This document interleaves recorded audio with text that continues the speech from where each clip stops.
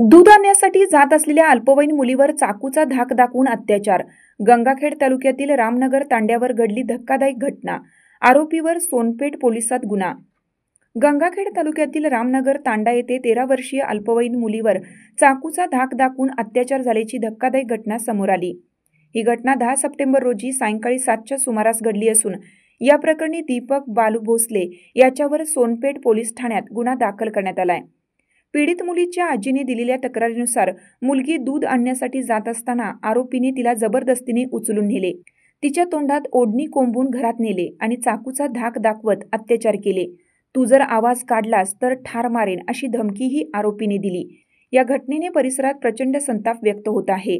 घटनेची माहिती मिळताच उपविभागीय पोलीस अधिकारी समाधान पाटील, पोलीस निरीक्षक गीते आदी अधिकारी घटनास्थळी दाखल झाले। या प्रकरणाचा तपास पोलीस उपनिरीक्षक किरकन करत आहेत। दरम्यान या अमानुष कृत्याविरोधात गोरसेनेच्या वतीने पोलीस अधीक्षकांना निवेदन देण्यात आलं। आरोपीला फाशीची शिक्षा द्यावी तसेच त्यांच्या नातेवाईकांची चौकशी करण्यासाठी SIT स्थापन करून त्यांना हद्दपार करावे अशी मागणी करण्यात आली आहे। निवेदनावर अंकुश पवार, विजय आहे, नितीन चव्हाण, अनिल राठोड यांच्यासह अनेकांच्या स्वाक्षऱ्या आहेत। या निवेदनादरम्यान पोलीस अधीक्षक कार्यालयासमोर मोठा जमाव जमला होता। संतप्त नागरिकांनी आरोपीवर कठोरातील कठोर कारवाई करण्याची मागणी केली। या घटनेनंतर परिसरात भीतीचे वातावरण निर्माण झाले असून नागरिक न्याय मिळेपर्यंत आंदोलन तीव्र करण्याचा इशारा देत आहेत।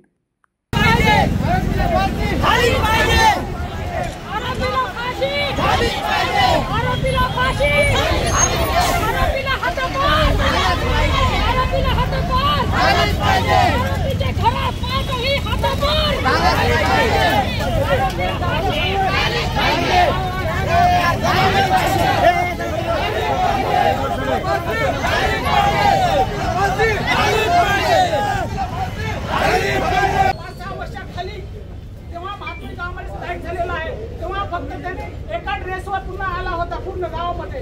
तर त्या 4-5 वर्षांमध्ये त्याच्याकडे 10 ते 15 कोटीची जी संपत्ती तो जमा करतो। तो संपत्ती कुठून आली? वडील माझी तर संपत्ती नाही आहे त्याच्याकडे, ती संपत्ती कुठून आली? त्याला पाठपुरावा कोण आहे? या ह्याच्यामध्ये तो एकूण घर ज्या प्रकारे संपत्ती जमा करतो, संपत्तीचा पूर्णपणे चौकशी करून जी संपत्ती आहे ती शासनाने आपल्या दरबारी ती जमा करून घ्यावी। जमा केल्यानंतर जी संपत्ती आहे, जो पीडित व्यक्ती आहे, पीडित मुलगी आहे, जो परिवार आहे, ती संपत्ती पूर्णपणे जी संपत्ती असेल अवैधरित्या जमवलेली ती पूर्ण संपत्ती ती पीडित व्यक्तीला गव्हर्नमेंटने पुनर्वसनासाठी पूर्णपणे मदत करून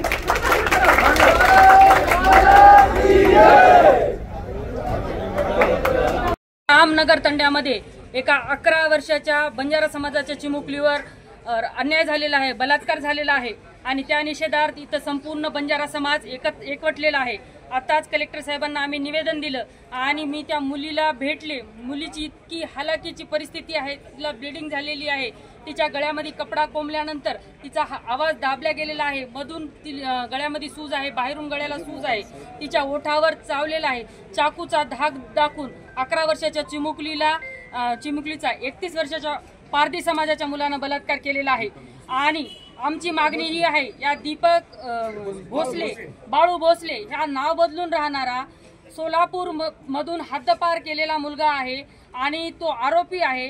त्या आरोपीचे 5ही घर आमच्या तंड्यामधून हद्दपार करा आणि नाहीतर अखंड महाराष्ट्र या चिमुकलीच्या न्यायासाठी पेटल्याशिवाय राहणार नाही असे निवेदन आम्ही देऊन आलो। कलेक्टर साहेबांनी आम्हाला आश्वासन दिले आहे की मुलीला न्याय हे निश्चित मिळेल आणि त्या मुलांची संपत्ती जप्त करा, कारण की त्यांनी संपत्तीचा धाक दाखवून, चाकूचा धाक दाखवून, अरे हत्यार कस काय सापडतात त्या मुलांच्या घरामध्ये, त्या पोराच्या आरोपीच्या घरामध्ये?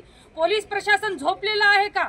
हा प्रश्न मला विचारावा लागेल, कारण सामान्य माणसं आमच्या घरामध्ये एखादा हत्यार सापडलं तर लगेच कारवाई होती, मग या आरोपीच्या घरामध्ये हत्यार सापडतात, ते हद्दपार आरोपीच्या घरामध्ये हत्यार सापडतात। याची दखल पोलीस प्रशासनाने सुद्धा योग्य घ्यायला पाहिजे आणि आमच्या लेकीला न्याय हा मिळालाच पाहिजे। ह्या अशा प्रकार यासाठी आमचा सबंध बंजारा समाज इथे उपस्थित आहे। पत्रकार बांधवांचे मी आभार मानते। पेठ पोलीस स्टेशनच्या हद्दीमध्ये येतो। दिनांक 11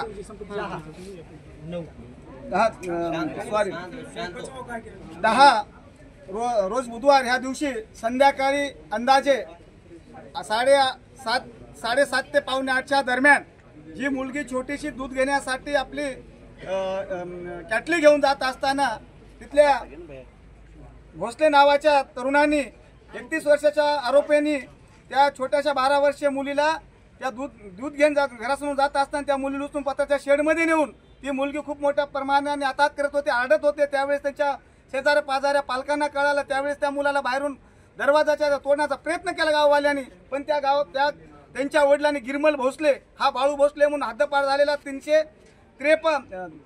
355 असे गुन्हेगारी वर्तीमधले 420 सोन्याचे डुप्लिकेट सोनं घेऊन लोकांना फसवणारा माणूस हा सोनपेठ पोलीस स्टेशनमध्ये कित्येक त्यांच्यावर गुन्हे दाखल आहे. आज बी त्यांच्यावर फौजदारी स्वरूपाचे जे सोनपेठ पोलीस कोर्टामध्ये त्यांच्यावर वेगवेगळ्या माध्यमातून केसेस चालू आहे.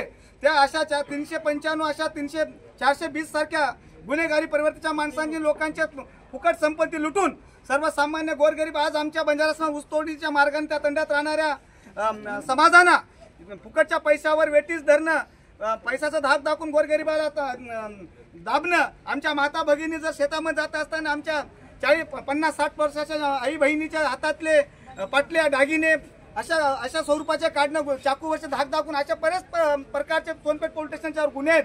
त्यांच्यावरून असा येतो आमच्या परभणीच्या एसपीला मी बांधलेलं आहे. एलसीबी मला 2 मिनिटात सांगतात कोण कुठून येतो. अशी ते